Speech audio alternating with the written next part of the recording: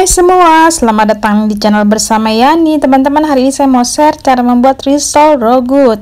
Ini enak banget, nggak kalah deh kayak boleh beli. Langsung aja ya, kita siapkan dulu bawang bombay setengah siung, kemudian 3 siung bawang putih yang sudah dicincang halus, ditumis menggunakan margarin kurang lebih 2 sendok makan. Untuk ayamnya saya pakai kurang lebih 250 gram. Ayamnya sudah direbus ya terlebih dahulu. Kemudian masukkan 200 gram wortel dan 200 gram kentang. Kentangnya sudah direbus, tambahkan 1 batang daun bawang dan 1 batang daun seledri. Diaduk-aduk, biarkan sampai layu dan harum. Nah, ini kentang dan wortelnya kan udah direbus ya, jadi nggak perlu waktu lama.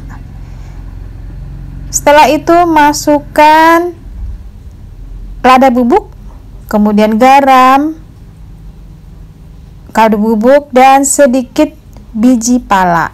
Kalau nggak suka biji pala boleh ditiadakan ya. Kemudian ini saya menambahkan SKM 2 sendok makan.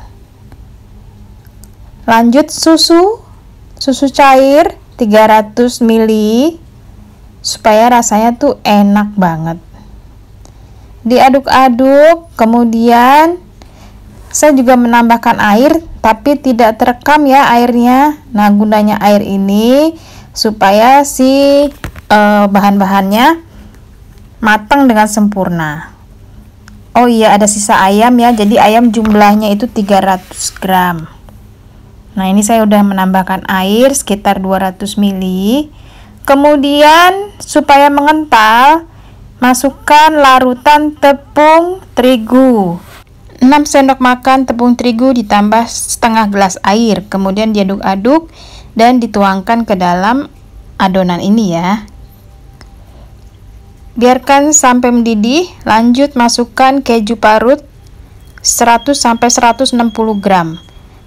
Di tahap ini teman-teman silahkan dicoba. Kalau misalnya kurang asin, gurih, ataupun kurang lada, monggo ditambahkan saja.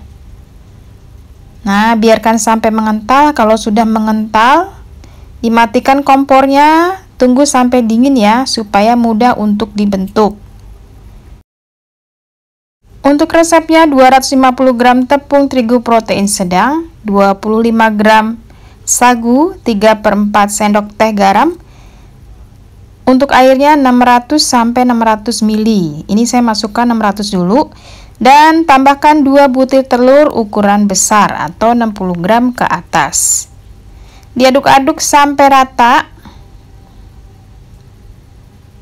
Biarkan sampai rata, tidak ada yang menggumpal. Setelah ini disaring ya teman-teman, supaya saat dicetak nanti lembut banget. Oh iya, saya lupa menambahkan margarin yang sudah dicairkan sebanyak 2 sendok makan. Lanjut kita saring.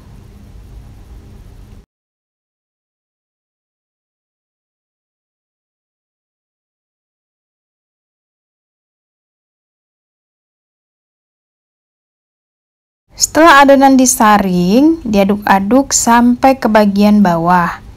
Begitu juga saat mau dicetak ya teman-teman.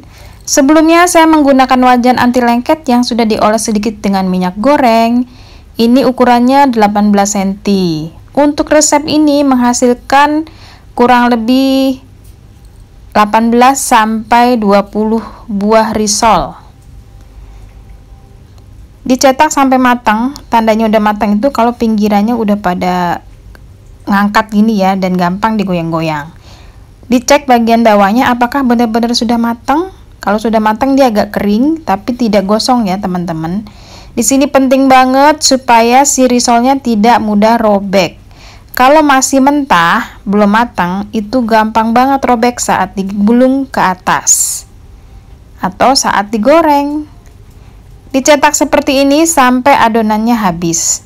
Setelah selesai, Masukkan kurang lebih 1 sendok makan adonan rogut yang sudah dingin. Nah, kalau udah dingin mengental seperti ini, jadi gampang banget untuk dibentuk.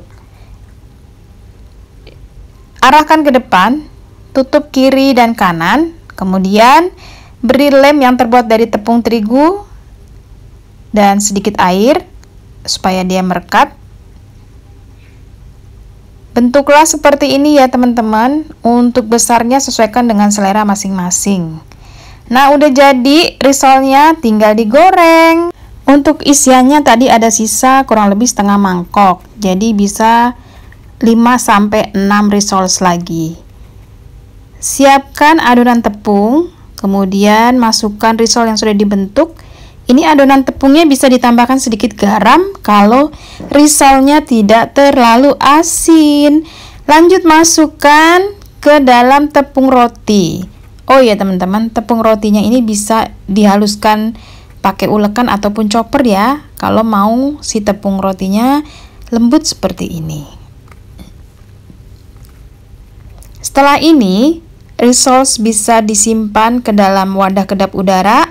Lanjut di frozen, bisa tahan 1 bulan ya di dalam kulkas. Kalau di chiller sebaiknya 3 hari saja. Oke, siap digoreng menggunakan minyak panas, apinya sedang. Kemudian gorenglah sampai warnanya kecoklatan. Kalau resepnya benar sesuai video ini, dijamin kulitnya tidak mudah robek. Setelah warnanya kecoklatan, diangkat dan ditiriskan.